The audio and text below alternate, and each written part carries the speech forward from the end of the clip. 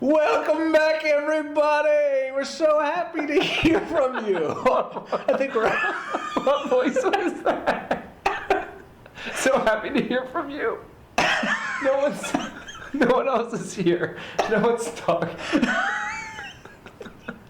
Obviously, the whiskey that we're drinking this week, Canadian Club, it's hit us pretty hard. It's made us a little goofy. It's hit Derek hard. That was my hey everybody who's listening voice. It's like this creepy farmer. Hey, get on the hayride, little boys and girls. We got clowns. Come on. Clowns? Yeah, those evil clowns from American Horror Story. You know, those big. Oh, they're not even happy clowns. No, so clowns are creepy. I was trying to be the creepy farmer guy, but you're also going to give them sad clowns nightmares. You made me sound like a creepy farmer. We're in a dark spot right now. We're in a dark spot. That's why we just had that outburst of laughter, I'm pretty sure, at the beginning of the show. So you've already turned us off, and we apologize. But today, or this week, we're going to be talking about your money. And I know you love your money and where it's going. Where is the money going, Derek? Oh, that's what we're going to talk about. And we're upset about it this week. Sounds really creepy. Oh, we're upset, though, aren't we? I don't like where Derek has his hands right now. I just want everyone to know that. I'm so angry. Really deep voice. I just get so angry. Rubbing money in weird places. But before we really get going... You weren't really going yet? That wasn't you really going? I mean... What is going to be you really going? God help us all when we get to that stage. But could you hand me some of that whiskey? Not pass me some of that whiskey. Hand me some of that whiskey. Oh, the whiskey with the Y? The Y. Not the EY? Not the EY. For some people that are condescending dicks. Yeah, this is from Canada. So Canadian it's Club. WHISKY. Whiskey. That's how it's spelled. Whiskey. But yeah, thank you for handing me the whiskey instead of passing it to me like some idiot in the Super Bowl. Oh, it's the final play. Everyone's talking about that. I didn't know where you're going. Oh, well, I'm just doing what they call in the industry a tease. Because Conspiracy Corner is the NFL rig. We'll talk about that later. As well as... I told you not to drink 4 glasses of whiskey before we started. I usually start at 3. 2 a.m. Yeah. He drinks all day. And we're going to talk about the UFC a little bit too. And basically sports and gaming, gambling, and, the corruption that could follow. Or maybe it doesn't. Maybe it's all just a big conspiracy. To be continued. We'll talk about that later. But first, let's talk about some of the things that happened in the last week that related to our past episodes. Oh, you mean all the things that we got wrong? You mean all the things we got wrong, yes. So let's start with the one thing. Everybody's rest up. Get comfortable. Nothing here is accurate. You should Google search all of this. We need to... This is one of the rants I wanted to get on. We live in a society where when we don't know something, we can literally find out a lot of information about it within seconds if you have a smartphone. Sometimes it's always too much information, I will say that. It will say that. It's hard to filter what's real and not. So I know we're failing at this, but at the same time, society's failing at this. We have all this information. We're trying. In our grasp. In a grasp? Is that a word? Oh, grasp? God. In a grasp? You're saying grasp like in a Scottish... In a grasp? In a grasp? But we don't use it. It's right there. It's like, we don't have to be wrong all the time. I mean, we're human, we're going to be, but it's so easy to correct yourself. So we want you to correct us, too, if you're out there. But you can do it nicely and not like a dickhead. Yeah, not like we treat each other. So... Yeah, you don't let us lead by example. Thank you. Do better than we're doing. So what we did over this last week is actually do some fact-checking, at least I did on myself. And I did not again, so I'm just going to continue to say I'm wrong about a lot of things, but roll with it. Yeah, we'll just, we'll try to make up for it later. So one thing I found that I said last week, I actually said this, and I'm from the left. Obama has added more to the debt than all presidents combined. I think I agreed with you, so I'd say I was also wrong. But it's one of those rumors that's out there that's not actually true. He's added a lot to it. He's added the most. He added the most to it, but not as much as all presidents combined. And I also said that the deficit under Obama this year is the lowest it's been since the Clinton years. Not true, it's been the lowest in Obama's term Bush actually had some lower deficits than what we're pulling right now, surprisingly enough. That's from the Wall Street Journal, so. You can't trust them. I mean, I can't trust them. Aren't they owned by Fox, though? The Wall Street Journal. I think the Wall Street Journal is considered a relatively credible Yeah, I trust economics periodical, though. And then I said Syria, something with Syria with the chemical warfare happened like 2 years ago, but it was August 2013, so it wasn't that long ago. That's still fairly long ago, isn't it? Yeah. And then I said about our conspiracy, Project Blue Book, I said it was just released, all those files. But it was actually released years ago. It just was put on the internet by a journalist for everyone to search through easily. But all the big networks picked up on it and reported it as a big story recently. So. Well, the shows have been out for a while, so I guess that's where a lot of that stuff would come from. The same stories. Makes perfect sense. But for some reason, I didn't think about that. Well, I mean, I didn't think about it either. I was just like, oh, there's a lot more evidence. Because most of those shows are disappointing. Because they show something, it's like, that is weird. But then there's nothing. I mean, it's like, look at that light. Ooh, you're like, that was a weird light. Yeah, it's all, you get interested in the visual, but there's no substance behind it. The juiciness, like, where's the little gray man? Yeah. Show me the little gray man. One just like walks in the door, like, holy fuck. They would never know. It goes silent. It's like, doo, doo, burp, burp, burp. Get out of here! You just hear things knocked over. Oh my god!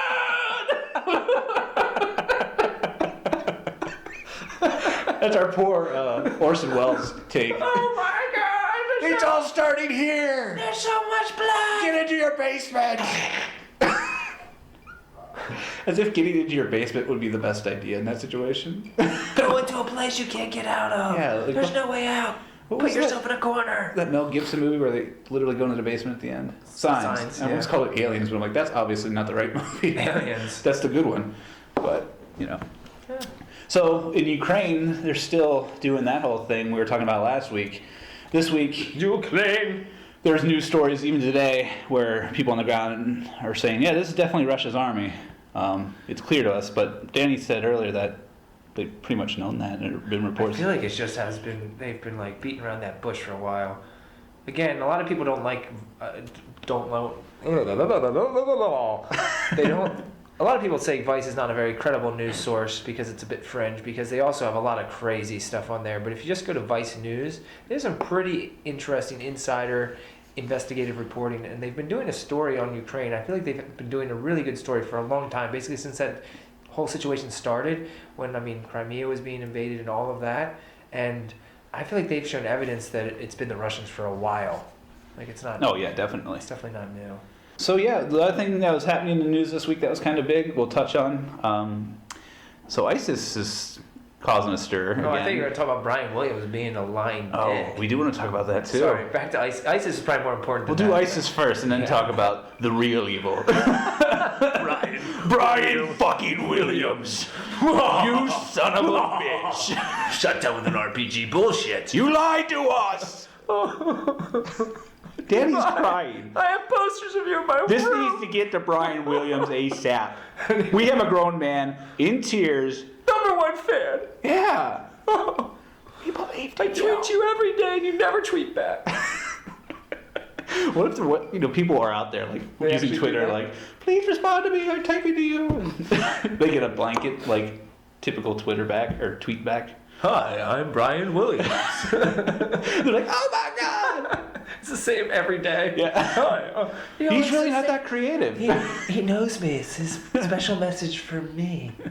Anyways, ISIS. ISIS. So they burned a guy alive from Jordan. Yeah, I or refused to watch that. That's a good thing, I think. Did you watch it? I didn't watch it, but I heard the story.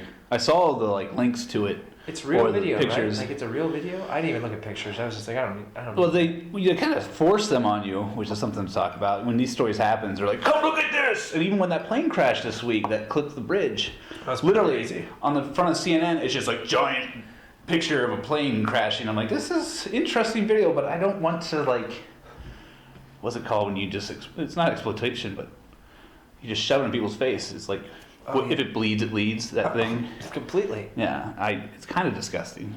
But at the same time, we all eat it up. So, what can you do? Unplug. Unplug? Yeah, Except for us. Don't unplug us. You stay right here. We'll keep you warm and safe. Don't you go anywhere. Treat the microphone like a puppy. Oh, that That was scary. He was like looking at me with these really weird, intense eyes. Yes, the buzz is in me here, but so yeah, I mean, burning people alive is never okay. I don't care what even if they burn someone else alive, I don't think the answer is then burn them alive. Like No. you can't. It's very creepy. They're trying. The one thing I saw coming out of this was they try to make the scene look like bad, tough guys. This is going to happen to you if you go against us. And then Jordan today's like, we're fucking coming after you, prick bastards. Which I know we talked about that being a bad thing. But the thing I'm going to turn on here and say, I'm happy it's somebody else than us this time fighting this war. I will clap to that. It's like, I don't want war to be prolific and expansive and take over the globe, but I am tired of people... I don't think we have to fight everyone's fight, do we? Exactly. It's like, if you have a civil war, if you have a problem in your backyard, like, you need to take care of shit. Like, yeah, I don't want humanitarian disasters happening. Like if people are like, the Holocaust. I don't want... If that's happening, maybe we should step in. Oh, but that's going on in Africa. Like, all the time there's genocide in Africa. We just completely ignore it because we're like, who cares about that? That's a good point. I mean, that's been going on a lot, and it's not convenient, or there aren't resources there that we need, so we don't really... Yeah, it's precisely how I feel about the resources thing. It's like, these people can't really give us anything back, so why would we go over there? Whisky and Wi-Fi update. We talked about Boko Haram 2 weeks ago, and there was more news in the news today that more massacres. Today, there's more news in the news today. More things happened today. Yeah. But basically, it's still going on, and people are still getting massacred, throats slit. At least it was on, CNN today. I still feel... I check the major news outlets just to see what everyone's getting to see, and then I check other sources too. But I just like to see what's going on in the world, and I have way too much time on my hands apparently. So yeah, that's still happening, unfortunately. And now we were talking about ISIS, and I kind of said my 2 cents there. But I want to make sure we don't get lost in those stories, because there's still a lot going on. And we see violence every day, and it leads, like I was saying, it bleeds. I like puppies and kitty videos. Those little videos you get in the email sometimes. Someone's like, look at this video. Why doesn't the news have more of that? Think how happy the world would be if it's just like, look at these adorable kittens. I want to strangle you. It's basically when we were talking about the NFL, I'm supporting that, but I want to do it with little animals. No, they have... I get that perspective. Let's talk about this, because now you got me going. Watch out, we might have a rant here. Rant. We might have a rant. It means he's going to have to take a shot of whiskey after. Rant. It's rant time. Here's the thing. I get that we're inundated with horrible bullshit all the time, and we need a break from it. That's Tell good. us how you really feel. But we need to know this stuff, and if you want to take a break from it, do it. Go to a different site. Don't put it on a news channel. Like, if I want news, I want news. I don't want puppy videos and NFL stories. I want good political talk and real information and not fluff and bullshit. Like, I want them separated. That's how I feel about it. Yeah, man. And there's some people who... Preach it! Come on! Let us have it! There's some people who completely turn off to news because they get so depressed by it or overwhelmed by it or it confuses them, which I understand because I get that. I feel the same way. We all feel that way. You need to be aware. But you need to come back. On. We have big problems in the world today, and we need to unite about solutions. it. There's solutions to every problem. It's just you can ignore it. That's what it's I like. Someone who won't go to the doctor. It's like you have a really... If my mom listened to this, she'd be like, "Yeah, you go to the doctor." I probably Is that how she talks, Danny? No. That was very flattering. Sorry. That was terrible. No, she's awesome. I love my mom. God bless her. She's a sweetheart. No, she talks in a much more understanding and like... She doesn't talk like this, honey. Sweetie. Hey, sweetie. No, she doesn't talk like that. She doesn't come outside with me. She has a normal Let's go take a walk. Oh. Somewhere in between the two, the Mickey Mouse and the Darth Vader voice. I don't know where we were going. I didn't know if you were going to go anywhere because I'm about to break into it. Oh, going to the doctor. Oh, it's like someone who won't go to the doctor and they have like an issue, and it's like someone who has like a bad hip. And like, no, they have a bad hip. It's like, oh, you can go get a hip replacement. Let's say they do have health insurance. Let's just assume that like they can get it done. But they just like don't get it done, and they just walk with this crazy hitch in their step like forever, and then it like leads to other problems in their body. Other parts of your body get out of whack. Then it's like there is a solution to this problem. You just have to address it. Address it. I know it hurts and it sucks and it might require rehab. Yeah, but sometimes you need that's a good thing to do that to move forward. or to get better. Talking about taking something that's broken and fixing it and rehabbing it. How about the U.S. Congress and the budget? This is our money. Dun dun dun. That's where we're going. Hard left turn into the budgets. I say it's a hard right turn into the budget. Left turn. Right turn. Left turn. And right now you see like two little kids fighting over the steering wheel as they drive off a cliff together, because that's basically what this country's doing, right? It's just like, oh no, I'm driving. No, I'm driving. I like this visual. You just see it's some going car off. just going back and forth on the road, and there's other people watching, like the other countries, and we we're could- like, what the fuck are they doing? We could just turn and stay on the road, but instead, yeah, we just keep driving towards the Oh my god. So dark places. We're going dark. oh, it's gonna get worse. We're gonna it's get gonna angry. be so dark. We're gonna get professional wrestling My voice just style. cracked. Yeah, well, It's like, you're not manly enough to talk like that, little boy. Sit down and shut up. your body checked yourself. I have 2 hairs on my chest, though. Whoa! You got a little bow in there. Cute. A little bow on my chest hair. But here's the thing. In December, we didn't want to have a government shutdown again. None of us wanted that. So they passed a budget, and they started attacking riders on it like hellfire, like just left and right as much as they could. And the budget passed with all this shitty stuff attached to it. It got some attention in the news, which I was happy to see, but I feel like we should really be talking about it face to face, neighbor to neighbor, that kind of thing. I'm just going to go through a list of things that I saw in there that I didn't like. Danny, you can interrupt me anytime, but I'll just kind of go down the list real quick, and maybe we can go back and talk about them. We're just going down the list. You're going to point them out, and we can talk about them. I'm going to go down the list first and see where it takes I us. might interrupt you, and I might say, let's fucking talk about this, dickhead. I don't know if you guys steered the whole time, man. I might just grab the wheel back. You fucking prick. Where's my white glove?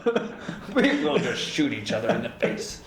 Oh yeah, With we'll Nerf go guns. from gloves to Nerf guns. Yeah, we need a Nerf gun. That's the modern A dueling Nerf gun duel. That actually sounds really fun. If that was like, or it's like we get like really cheap paintball guns. Yeah. And then we film that. It's like, all right, we're gonna duel now. Oh, this was stupid. What are we doing? Stupid idea. That'll be a video hiccup. By the way, we make hiccups now. They're short, so you don't have to listen to us for a whole 50 minutes or longer. Check it out on our YouTube page. Like, share, subscribe. Anyway, the budget. Number 5 was... That was so corporate. They've gotten to me, Danny. DuPont heard about what you said last week, and they talked to you me. out? Yeah. Oh, this is why you keep giving me the drinks that you pour in the kitchen. And you're like, Yeah. hold on, I need the special sauce. Keep drinking, Danny. Here we go. Derek's top 6. It's actually 6 points that I didn't like. In a provision conveniently located on page 1,599 You're like reading the page. of 1603. Give me a break. You can go fuck yourself. I don't believe anything you're saying since you're giving me page numbers. This was a quote from an article. I'm not actually reading pages. Someone else Did did. you actually read the 6,000? Is it like 16,000 page Yeah. document? Over the last 3 months, I was It's really going over the 1,600 budget. pages, right? 1,603 pages. Can we make that the first point that it pisses me off? Okay. One that it's 1,603 pages. There's a lot of stuff to be done, Danny. There is a lot of stuff. Formatting. But The formatting is did really you- the problem. I did read some of that 1,603 pages. Did you read any of it? And even though it is 1,603 pages long, it is the most vague and obscure fucking thing you've ever read in your life. Like you're reading, you're like, oh, we're gonna give this much money. And it's like a ton of money to this obscure thing, and it's the amount of things that they control. That document doesn't know. You're like, what the fuck are they even doing? It's so vague. No, Sorry. that was a rant, everybody. Take a shot. It's gonna turn into Pee Wee Herman's Playhouse. Rant. We need buzzards. Lick a high, lick a honey hole. I feel like this whole episode is like 12 decibels way too high. We're screaming. The Black Helicopter! I swear the men in black were at my front door. The black helicopters are coming down after us. Well, no, you make a very good point. And I froze because I'm like, oh, that's very salient, very correct. They're just giving like fake money, like, we'll give you umpty dollars to whoever wants it. And I'm sorry, I cut you off. You're going right into where the money's going that you don't like, or the provisions. Right. And I was saying in the Derek's top 6 coming at you now. top 6 pension funds. For those in unions, That's the crowd cheering for you, Derek. thank you. Oh, I'm empowered. Now won't receive government protection if they run out of money. Say they run out of money to pay their pensions and they were insured through government-backed programs. They're cutting that out now. So if you run out of money and you've been working your whole life to get these pensions and they start running out of money, it was guaranteed. Yeah, but that's ridiculous that you never sign up for something that you think is guaranteed. Well, that's a good point. There. But if you make that I'm legal agreement, this. I mean, you make the agreement to do it, so you got to do it. But if the money's not there, we print more, Danny. Don't you understand how this we works? print more funny money until the rest of the world says no more. All right, number 5. $479 million for warplanes that the Pentagon didn't ask for. So here's the thing. Well, if they didn't spend it, their budget would shrink, right? That's the catch. Here's the thing. And then the number 4, $93 million was cut from the Women, Infants, and Children Nutrition Program. So they gave $479 million. Women have breasts for a reason, to feed their babies. You son of a bitch. Breastfeed your babies, women. I support breastfeeding. I support this breastfeeding message. too. I support public breastfeeding too. If you want to feed your baby in public, I feel like that should be okay. That's your decision. I'm not suggesting you do that. I'm not saying, oh, I want to see your breast in your baby's mouth. I'm just saying I also support public breastfeeding because you're nurturing your baby or giving it nutrients. Yeah, I'm okay with it. Cut the spending and just get back to the teat. I'm kidding. That's terrible. I mean, it's not terrible. I mean, I'm just being a dick. Hey. There's part of me is like, yeah, I guess you could do this is what happens. Damn you Republicans. You're like, just fucking do it. And I'm just like, yeah, we could just fucking do it. And then I look around and I'm like, oh no, it's really harder than that, you prick bastard. Prick bastard is my line of the week, apparently. Everyone's a prick bastard. It's because the Patriots won. All those prick bastards say that all the time. But here's one we both can agree on, though. Number 3. They nullified the voter-backed marijuana legalization in D.C. in this budget bill. Because who wants freedom? Yeah. Freedom for people. Because D.C. has to get approved, their laws approved by Congress because they're not a real state, something like that. They're not like a real municipality, something like that. So in order to get the budget passed, they had to take marijuana from everybody in D.C. So sorry, D.C. residents. I think Maryland's kind of going the other way, so it's just all that money will flow outside of the District of Columbia eventually, which, yeah, good. Yeah, well, DC doesn't need any help. Yeah, they're a bunch of... That's a great city. I mean, there's parts of it that are great, but the other half is... The haves are doing well. Yeah. The have-nots on the other side of the railroad tracks. Ugh. What was that? Ugh. That noise? I don't know. Sweet. Sweet. Here's the one that really gets me. They tacked on some riders that would repeal parts of the Dodd-Frank Act. It was literally written... The swaps push-out rule, which reduces risk of financial institutions and passes risk to taxpayers. Yes, that's well said. Lobbyists from Citigroup pretty much wrote the bill themselves and just passed it on to lawmakers and said, get it in there. Oh, you think that's the only part of this? Lobbyists. Well, a lot of people don't realize that's how it works, even though it may seem obvious to some people. I thought in the past, correct me if I'm wrong, but I thought this is what happened, is when someone would give someone in government a bunch of money to get something done, they called that corruption. They did call it corruption. And you go to jail. Like the politician went to jail, and the person paying the money went to jail, and the business or entity which was providing some of the backing also would have some penalties and risk. But now they call it lobbyists. Yeah. And people defend it and they say, oh no, you need it because this is educating our politicians on what they should do. But really it just seems like they're passing around a lot of money in order to get things happening. That's beautifully put, Danny. Because you know what? Lobbyists? Do you know what? Do you know what's number 1 on this list, Danny? What? They added a provision. Oh, that's you're the right going word. to the... We're going to number 1.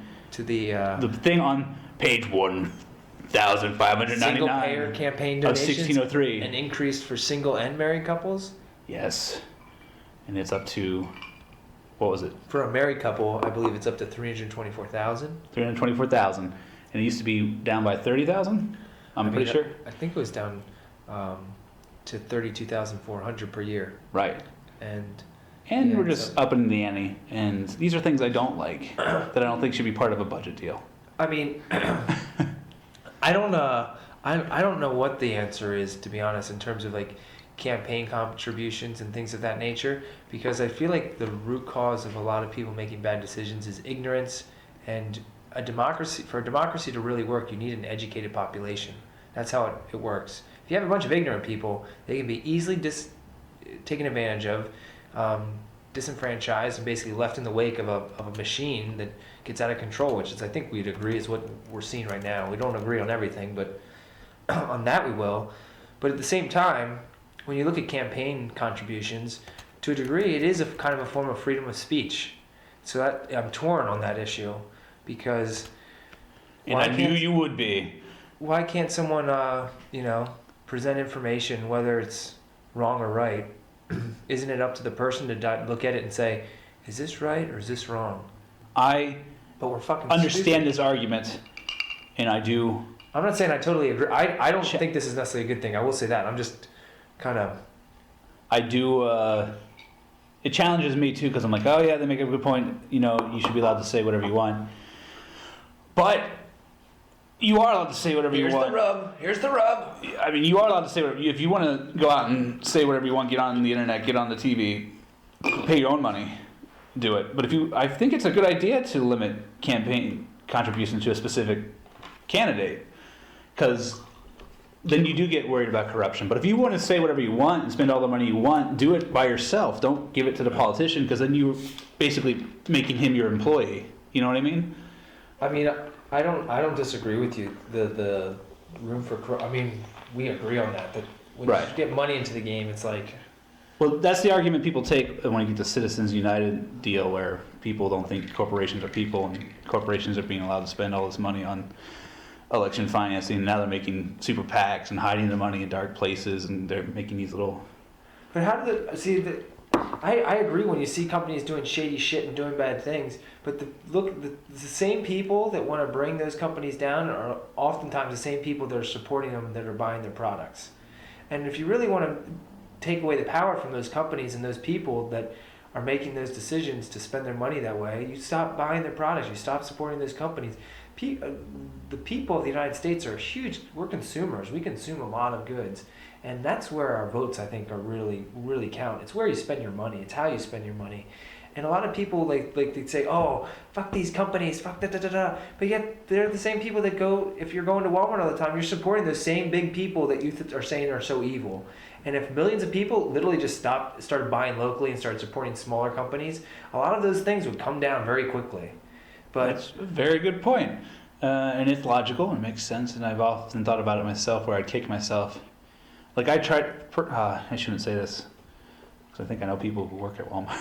I try to stay out of Walmart, but I still find myself one day in a pinch. Cheap there. It's hard. And it's open 24 hours. I'm like, fuck, I'm going back. They have everything, and it's really cheap. And if you don't have a lot of money and you're trying to stretch a buck, it's hard not to avoid that fucking my dollar will go a lot further here. But if you think long term, big picture, the fact that we support those entities, the fact that we support these brands that don't really care about our communities, they're taking jobs overseas, that aren't bringing manufacturing back here, aren't investing in our communities themselves.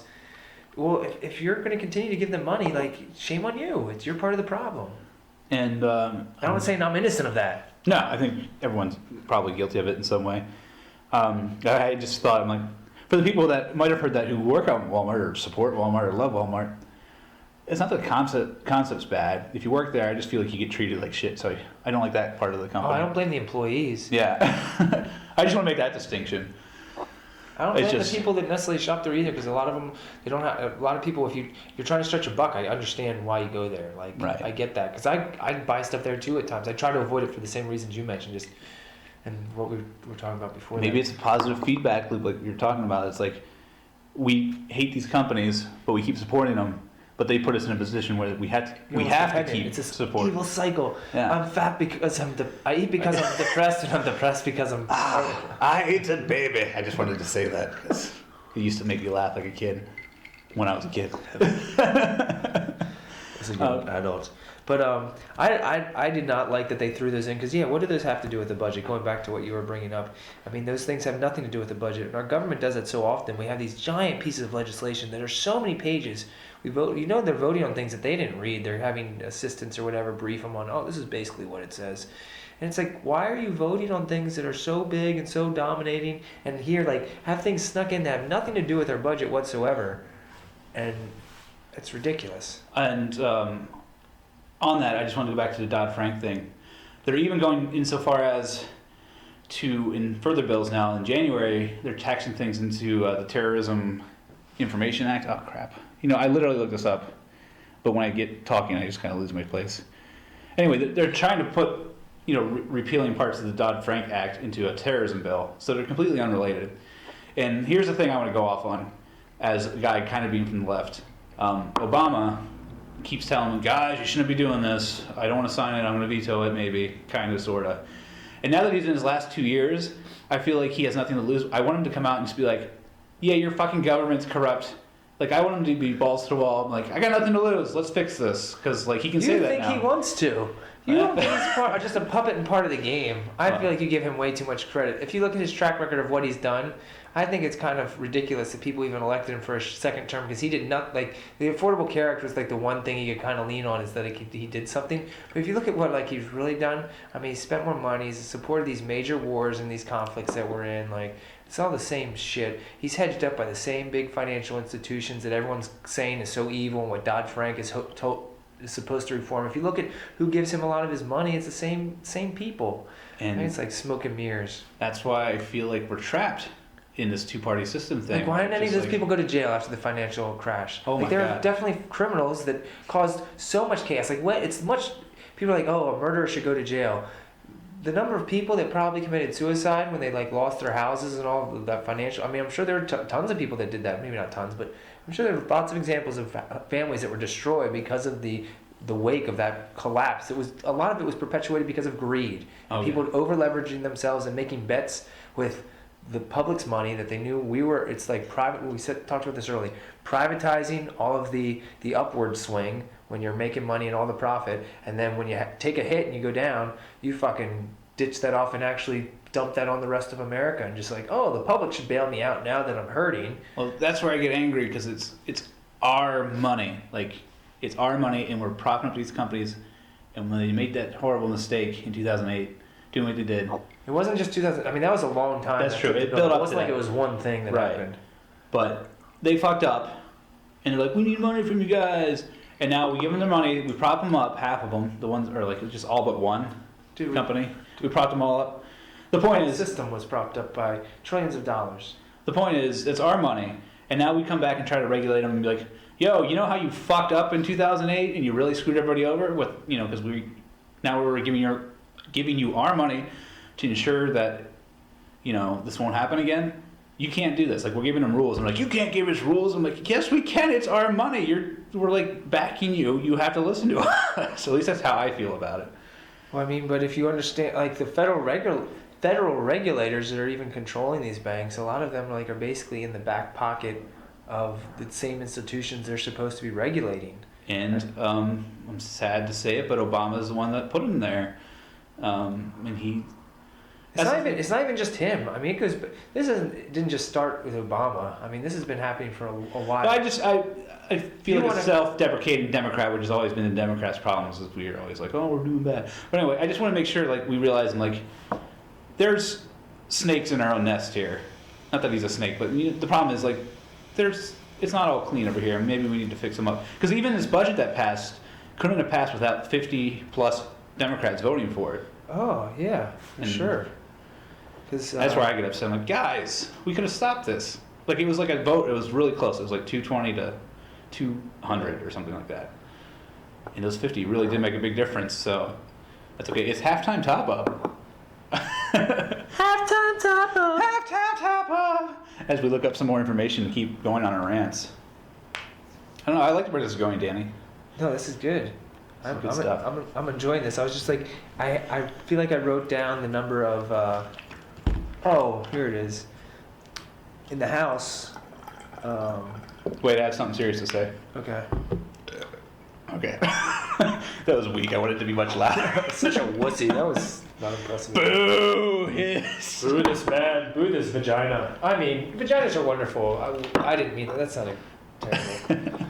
Damn it. I'm such an idiot. I sound like an idiot, Derek. This is why I don't like this show. It's because I sound like a fucking idiot. I was thinking on my way over here that I'm like, I wonder if women will ever listen to this if it goes anywhere. And I just wanted to say it now that it came to my head. We would love to have women guests on our show. First might be your girlfriend, your lovely girlfriend, Danielle, one of these days. But we want to be open to everyone, is my point. So, women, if you're out there listening, check us. Check us. Check out RodneyChesterfield.com. How many times did I call you Danny? Come hang out with Thick Rod. Daniel Rodney Chesterfield is his name, by the way. I go by Rod. He goes by Rod. I'm used to calling him his childhood name, but he's matured past that after puberty. I go by Rod. Rod. The Rod from Chesterfield. Find me on Tinder. Thick Rod. Don't look at his Vine, though. Good God. My body's unbelievable. My body is a wonderland. Do my job there. That wasn't even close. It's not anything like it. That's my Lenny Kravitz, apparently. Like you got hit by a car and it was like... Oh, that's terrible, too. That really made me laugh. Because I could imagine some guy like, oh, like he's delusional and just like, my body is a wonderland. And the medic's like, yeah, he's a goner. He's never going to be the same. Pull the plug. This is not good. At least he went out happy, touching himself for some reason. He's surrounded by women. You had a fact you were looking up, I believe. I don't know. Oh, I mean, I was. Yes, I was. It passed. I guess. Sorry, it's like, yes, I was doing actual research. I guess the budget. It passed the Senate by 56 to 40. Oh yeah, the Senate was different, yeah. And in the House, 57 Democrats crossed the aisle to vote for it, with 162 Republicans.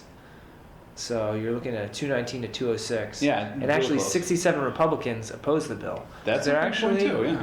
some people, which I think what you're starting to see, which is a little interesting, is you are seeing the atmosphere where maybe a third party could come up, because I feel like there are a lot of Democrats that are on this edge, and there are a lot of Republicans that are also on this edge, where it's like they don't feel like they're in the right party, and they agree on a lot of things. They don't agree on everything, right? But they agree on a lot of the meat and potatoes. The logical things. The meat and potatoes of things everything. that you need to run the actual country, maybe. Right, like the fringe stuff that like you still need to work on is like cultural, and I think there's a lot of stuff that government can't fix. It's cultural things. Like the country needs to evolve culturally. Right. That takes, and you can't coerce that. I don't think government's always the correct tool for causing social change and things like that. Yeah, it's usually the other way around, really. But it doesn't mean that I don't think the government can't be involved. It's just I don't know. If it's a catalyst. People have the soapbox, on the TV if they're a political person, and if like their constituents push them that way, then they become a voice box to a larger scope. Right. So in that way, there can be political change spurned on by government officials, but not by big government itself. It always starts with the people, which is for me when I like the whole idea of amending the Constitution to change what political speech is. So I'm just like, we need a big our politicians are definitely not going to do it because they're all bought up now. Like, you're not going to get that movement from them. You gotta get the people going. Like, oh, let's do it. And it's slowly building in places like Represent Us and Move to Amend. The dogs are back. Hi, puppies. Turn out. Yeah, I don't know. The part about the whole, they make this big deal about the budget because it is a big deal. How we're spending our money, where we're spending our money. But the part that I find a bit comical is that the only thing they're really talking about is discretionary spending, which at this point makes up about 38% of our total budget. 62% of our budget is made up of mandatory spending. And that's comprised of programs that, while I support the concepts behind them, I think that they're not being run efficiently. And the fact that we don't actually analyze those programs a little bit closer, I will have to admit, and I should be ashamed, but I will claim the position of like, everybody doesn't know this, right? Like, the mandatory thing. I'm like, oh yeah, how does something get mandatory? Like, how does that work? Why don't we look at all of this? I don't know.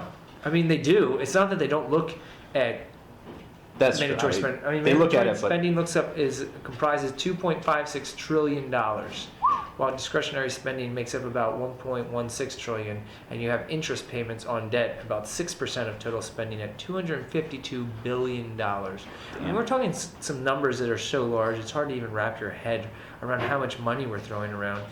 And I guess I touched on this point, and I start to question just, when is government the solution and when is government not the solution? And just sometimes it seems like the amount of money we're talking about, and money's power, money leads to, I think, corruption in a lot of areas when you're talking about numbers this big. It's hard. Can you imagine? I think there are an awful lot of people that will do an awful lot of things if you're talking about a few $1 million or... Oh, yeah. I mean, there's a book that was out there once. One of our friends listening probably recognizes this.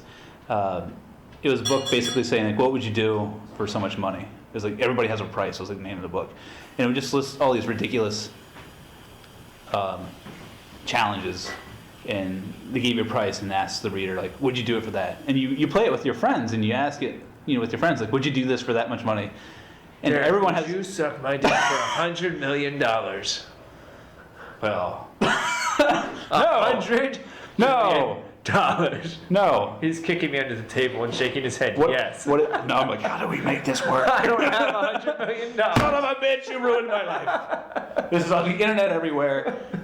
People are like, Derek wants to suck a dick. He really does. I knew it. Rod wants Derek to suck his dick. But yeah, everyone has their price. Speaking of prices, what's the price of running as a third party these days? You can't even get one in. I mean, you can if you have a ton of fucking money. You need another Ross Perot. If you're That's like the problem. Bill Gates, if you're Bill Gates or Warren Buffett or someone like that, and like, I'm gonna hedge this up. Get one of those guys just shake up the pot a little bit. Or maybe what will happen is the Koch brothers will decide they want to go really crazy, and they'll just want to start their really conservative party, and that will be the third party. Well, there's something to be said about the two-party system in a way, because it does limit. There's a weeding out process that happens because of the two-party system. And it simplifies it into this guy or that guy. In a way, that's kind of a good thing. But the problem I see now is that there's so much money in both parties that no third party can play.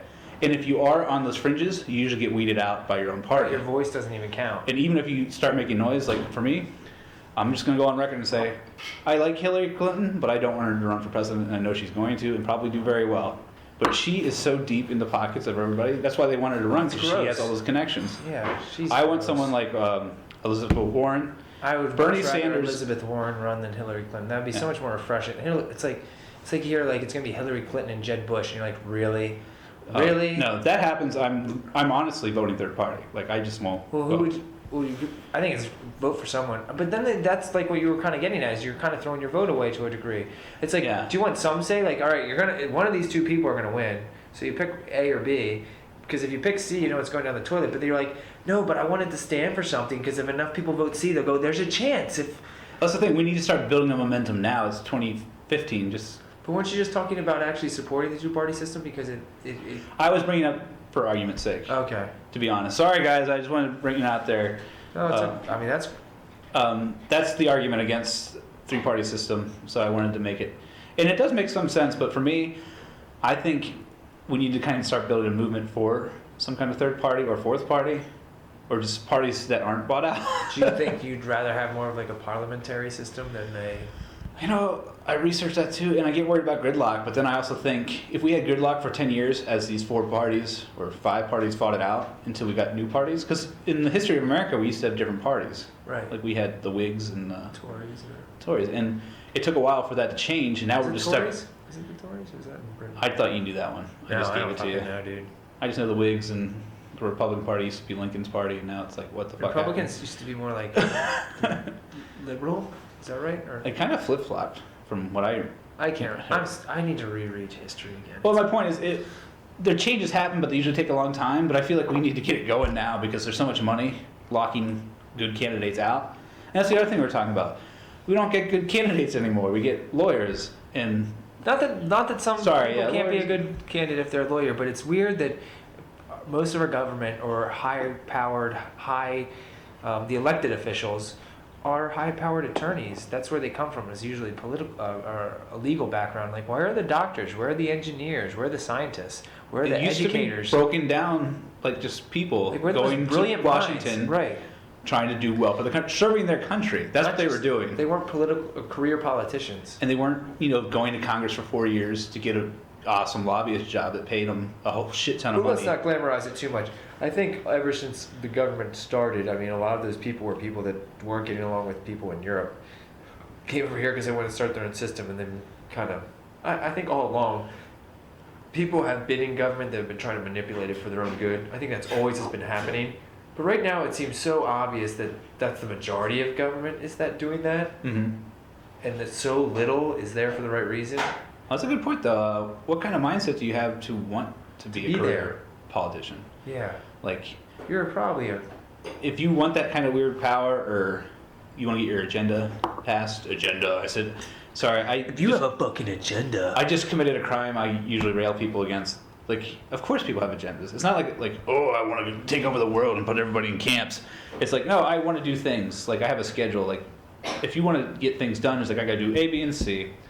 I don't think it's necessarily evil, but people throw that word and there's like, oh, he has an agenda. I'm like, oh, he wants to do stuff? That's not bad. Well, you know, we were talking about grid light. Well, because like I like it's good to have an agenda and have a perspective and have a vision of things that you want to get accomplished. That's good. Yeah. That's really good, because otherwise, what are you really trying to do? But the one thing that I think is good about having a system that causes gridlock and a lot of friction is that it really causes a long debate. Mhm. Sometimes you think like this should be a change that we make right away. Like we should just be making these changes, and it seems really easy to say that. But sometimes it's hard to see all of the different things that a decision will impact, all of the other inner workings of something. So sometimes I almost appreciate that things take a while to change.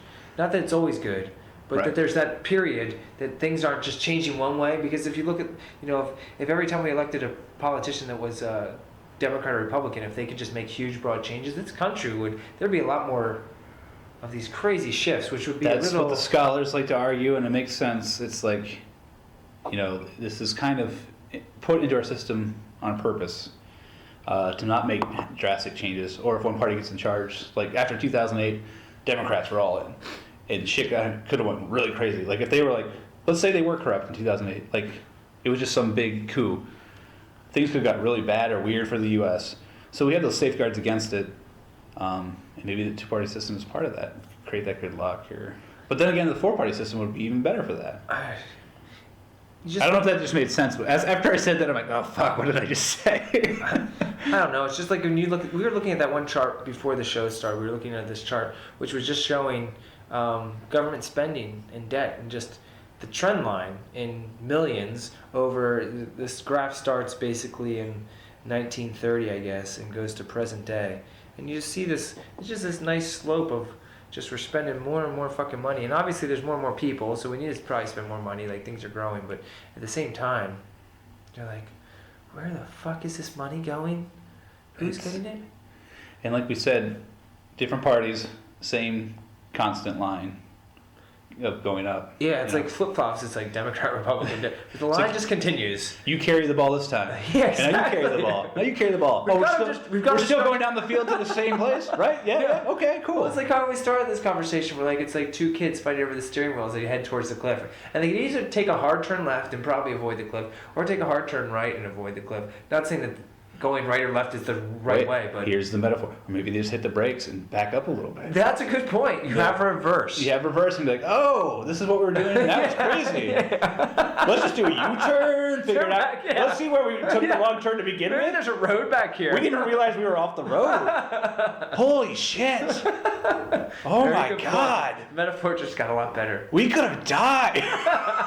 What were we doing? Both of us. We got so drunk. Damn it, whiskey. Drink all that whiskey. Oh, that's what happens when you just hand these things off. But you should definitely hand things off when you're 1 yard away from winning the Super Bowl. And that brings us to tonight's Conspiracy Corner. Oh, ESPN reports. I don't know if it's ESPN, but some sports website, oh yeah, reports Derek, tell us what There were even Seattle Seahawks players on Wednesday questioning Pete Carroll's decision to not hand off the ball. Tell us more.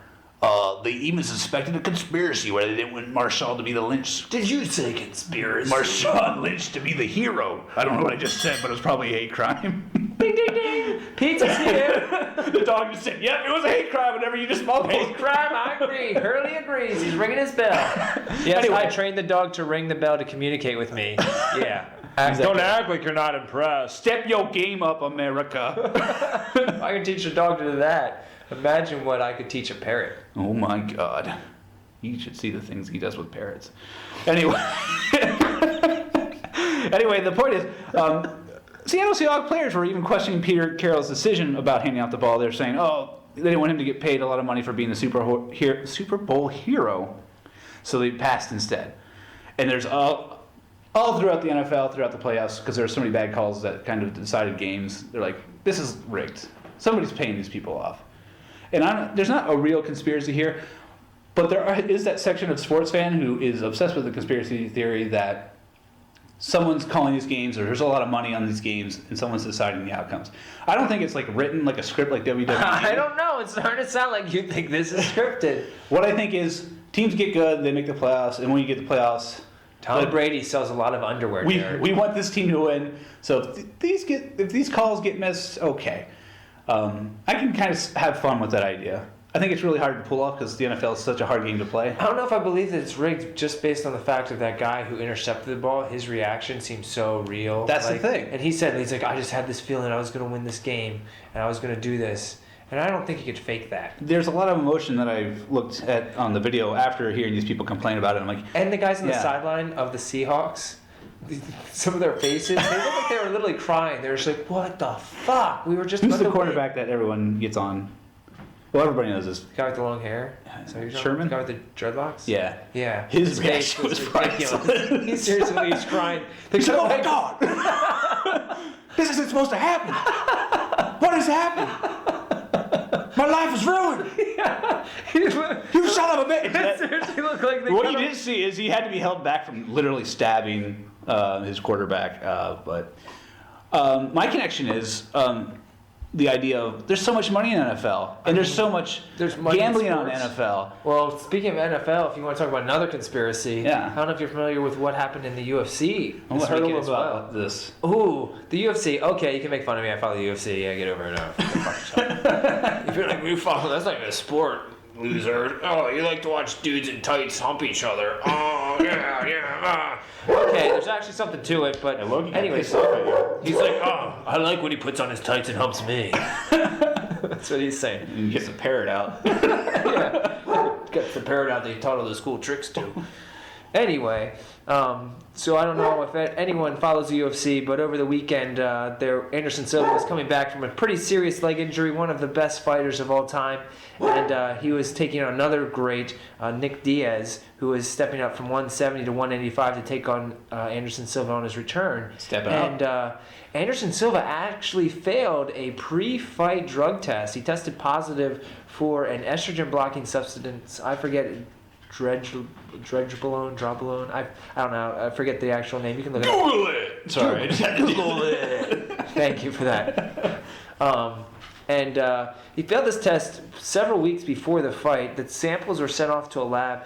The Nevada State Athletic Commission is responsible for all the testing. So this isn't the UFC's responsibility. It's actually a state-run government body that actually takes care of this. Big deal. And so they sent these tests off to a lab, and they are calling bullshit on the lab, which is a pretty reputable lab. I don't have the name of the lab in front of me, but it's a pretty reputable lab. I don't think they've come out with a comment yet.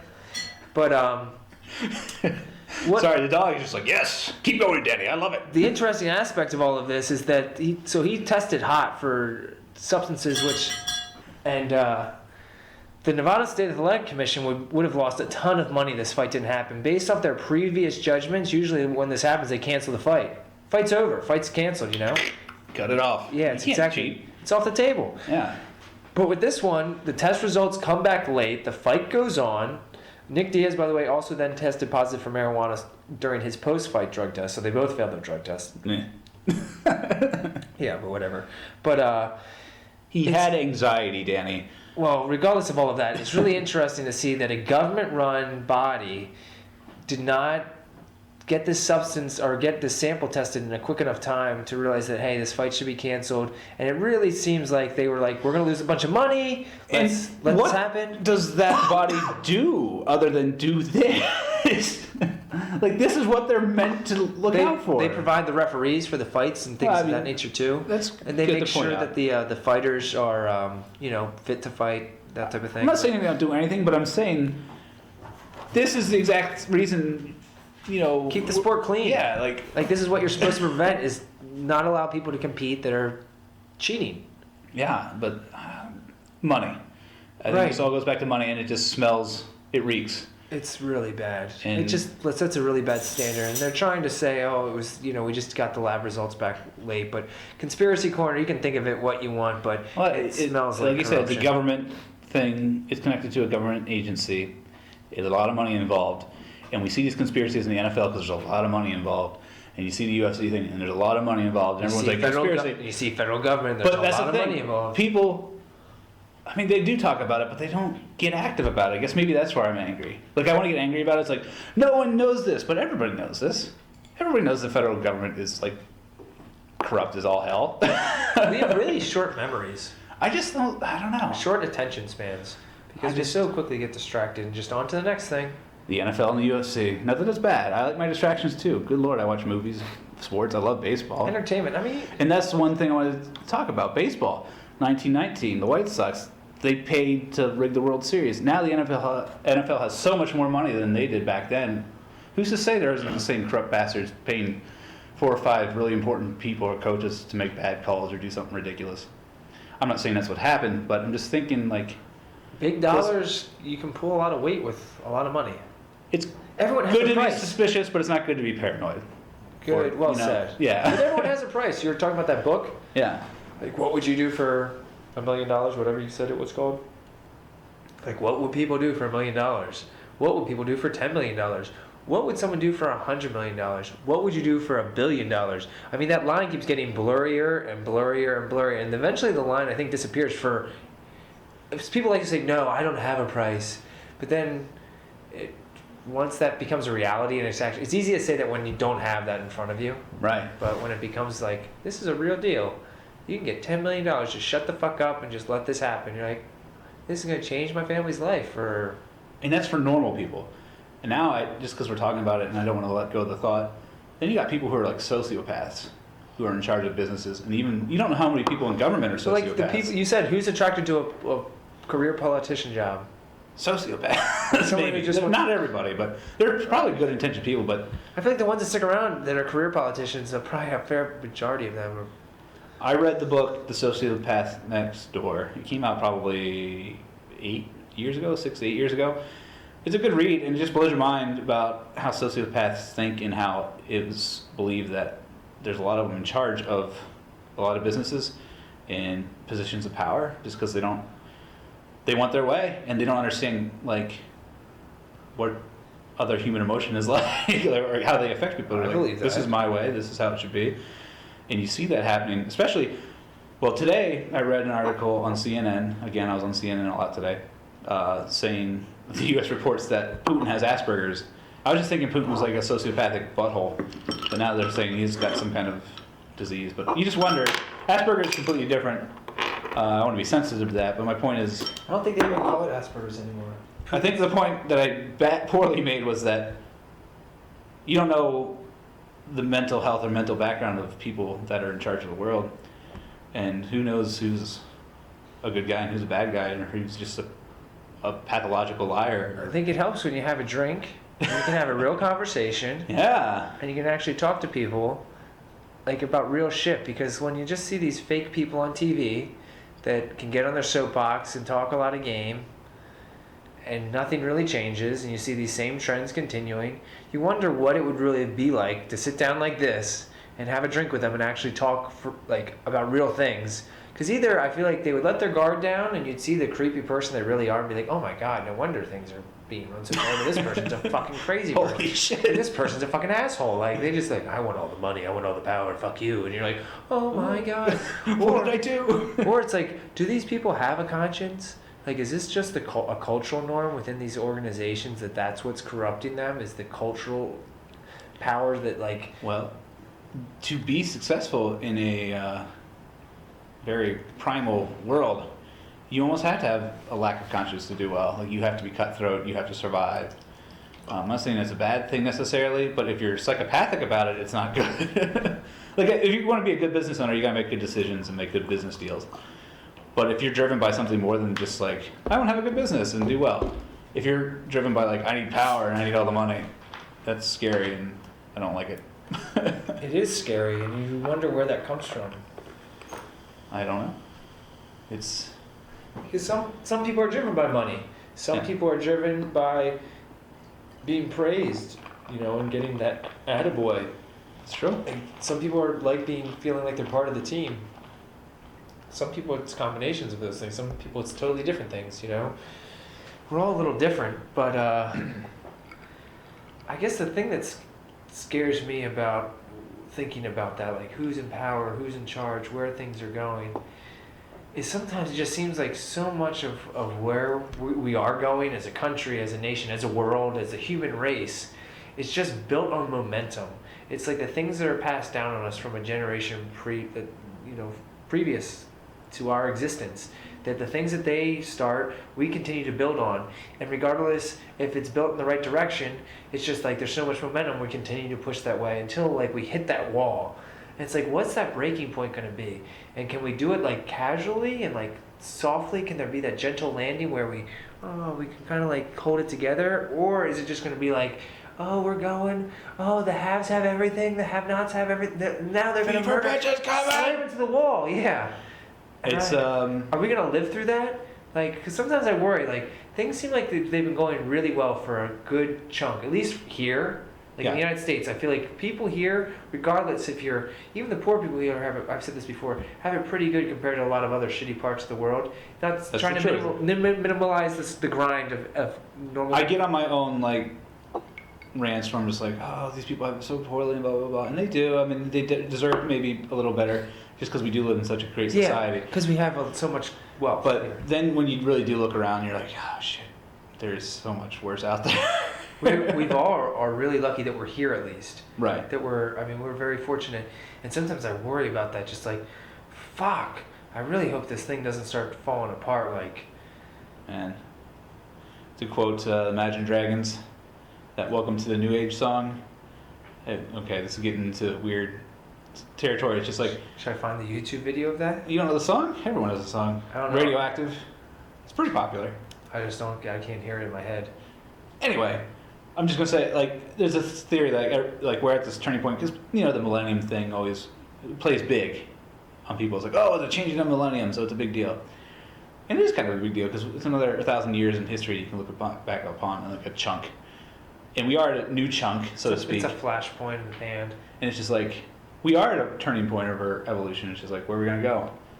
I don't know if we said this before or not. Maybe it was a hiccup or something, but it's we have the power to do the best things imaginable or literally destroy ourselves now. So it's we got to pick a path, and we can't.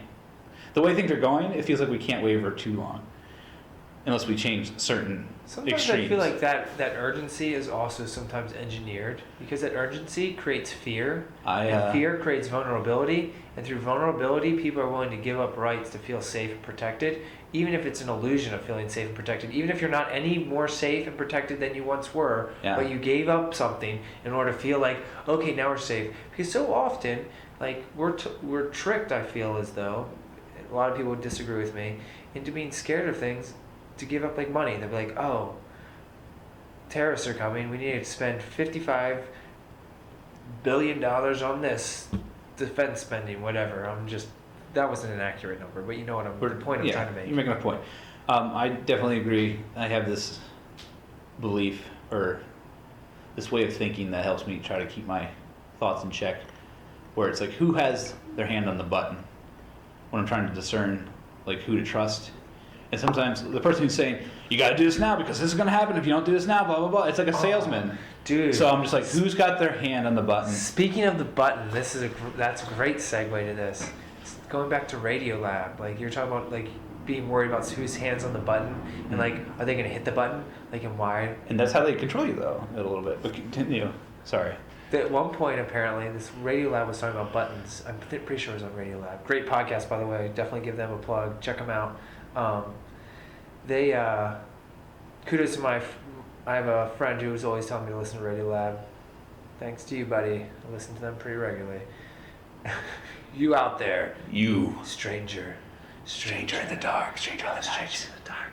I touch myself. I got you. That's that weird parrot again. Where are we going, Dad? Can we cut that out? Yeah, we'll see. We don't edit this show. Why doesn't anybody believe me? But they were talking about the button and like having that idea of a button, like the nuclear arms race. Like, oh, is there a button, like a red button that the president could like push? And it's like, oh, the world's gonna end, or half of the world's gonna blow up, and they're gonna hit their red button, and the rest of the world's gonna blow up. And apparently there was an idea at one time. So I guess during the fucking heat of the Cold War, there was someone who would have a briefcase with the launch codes handcuffed to their arm with the president at all times. And at some point, someone suggested the idea that actually the person that does that, rather than having a briefcase, they just have to uncuff and like open up and like give them like, here are the launch codes, that they actually give them, perform a surgery. They talked about this on Radiolab. So listen, they do a much better job. And they put in their chest the codes in their chest, like behind their heart, and basically they just carry around a knife with them. And if the president feels like he needs to push the button, this is apparently an idea that was presented, and it didn't pass, obviously, but it was like some people were supporting it. Or like, did it? Like knowing that, knowing that they were going to have to kill, thousands, if not millions of people, like that they had the power to do that. Like if they wanted to take that. They wanted to do that they had to take this knife and fucking stab this dude in the chest, kill him, and pull out these codes. So it's like you have blood in your hand. You literally have blood in your hands. Like it's that important. And that you become friends with that guy because he's spending all of his time with you. So it's like imagine if we're doing this. It's just like, here's the knife, man. You really gonna do this? Like, come on. Don't we have another option? Even if that's not the case, I feel like every time you get sworn in as president, you should be presented with that like parable or that story. It's just like, this is what used to happen, or this. Imagine this happening. So it just puts the idea in their head of that actually happening. Oh, that's so crazy to think about. Like, man. oh, sorry, Johnny. These fucking crazy Cubans are coming at us hard. I've had a lot of fun drinking this whiskey, smoking these cigars with you, but I gotta tear your heart out with my teeth. I don't even need the knife. Yeah, it just snaps your neck. Snaps Kano your neck. style. Knives are for pussies, for the weak. I use my judo chop. Kwata! Sonic boom! Oh God, how racist am I? What? I didn't know if that was racist what I just did. Kwata! Like, How's that racist? I feel like it's a compliment if you're saying someone can kill someone with like one punch. I just didn't know if my voice was, Kata? fluctuated wrong. Kata. Yeah. I don't know what race Kata is. Kata! We don't know what's going on anymore because we've come to the end of our show. We've obviously... It's the ends of the world as we know it. I don't want it to be the end, Derek. Unless we make a third party, right? That's what we discovered. Unless we call this a hiccup. Well, we'll see what happens. Watch our hiccups. Like, subscribe, share. We want more people to hear this, even though... Rodney Chesterfield this is Derek is taken. And Rodney Chesterfield has a nice groomed hairy chest. Rodney Chesterfield is here to do his best. the legend of Rodney Chesterfield loves when you listen in. Rodney Chesterfield said next week we might drink gin. Rodney Chesterfield doesn't let me look him in the eye. Rodney Chesterfield is a real swell guy. That's where we're ending it. Cheers, everybody. Let's talk about everything. Over a drink, it might help. We might get some places, right? Blinky. Until next time. Good night. Smoochy boochies.